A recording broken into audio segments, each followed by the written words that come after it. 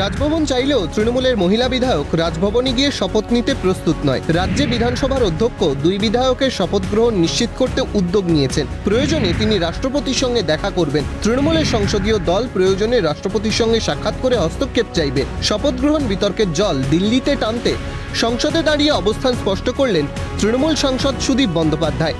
এমনকি তৃণমূলের দুই বিধায়কের শপথ গ্রহণ ঘিরে তৈরি হওয়া বিতর্কে রাজ্যপালের ভূমিকা নিন্দাজনক বলছেন উত্তর কলকাতার সাংসদ। উপনির্বাচনে বিধায়ক হওয়া সায়ন্তিকা বন্দ্যোপাধ্যায় এবং রিয়াদ হোসেনের শপথ গ্রহণে বাধা সৃষ্টি করেছেন রাজ্যপাল, এই অভিযোগও করলেন সুদীপ বন্দ্যোপাধ্যায়। তৃণমূলের গলায় রাজ্যপালের খামখেয়ালিপনার সমালোচনা।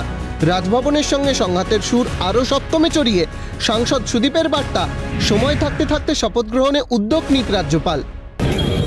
রাজ্যপালের এই খামখেয়ালিপনাকে আমরা কোনো মতেই অনুমোদন করি না বা পছন্দ করি না। তাকে আমরা সে কারণে এখনও বলছি, সময় আছে, আপনি নিজের মতন করে উদ্যোগ নিয়ে এই কাজটি করুন। উপনির্বাচন জেতা তৃণমূলের দুই বিধায়কের শপথ গ্রহণ ঝুলে থাকায় ক্ষুব্ধ বাংলার শাসক দল।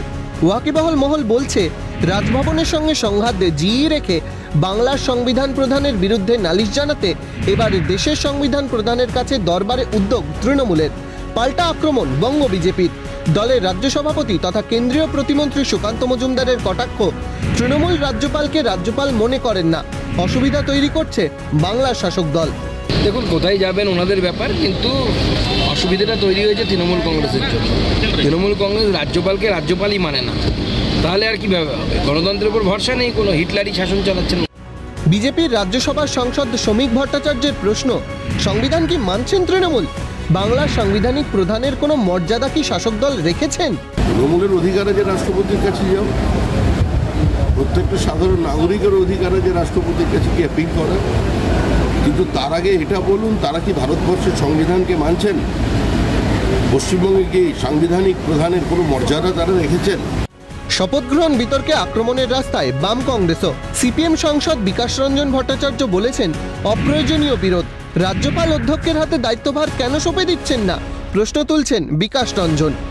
অবাঞ্ছিত অপ্রয়োজনীয় এই বিরোধ। দুজন নির্বাচিত হয়েছে, তারা শপথ নেবেন, তাদের অভিমান রাজভবনে তারা যাবেন না, তাদের বিধানসভায় এসে করতে হবে।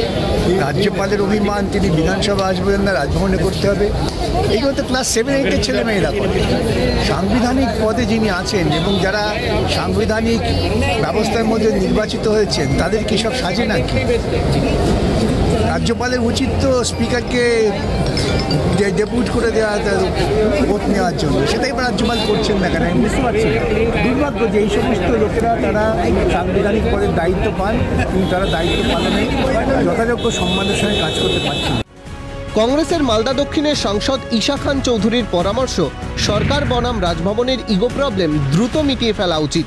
এখানে তাড়াতাড়ি গভর্নর আর স্পিকার, মানে টিএমসি যে গভর্নমেন্ট আর আমাদের বাংলা গভর্নমেন্ট, তাড়াতাড়ি এই একটা ইগো প্রবলেম হয়তো হচ্ছে দুটো সরকার আর গভর্নমেন্টের মধ্যে, এটা তাড়াতাড়ি মিটাবার আর মীমাংসা করার উচিত। নয়াদিল্লি থেকে ইন্দ্রাণী দাশগুপ্তের রিপোর্ট, ক্যালকাটা নিউজ।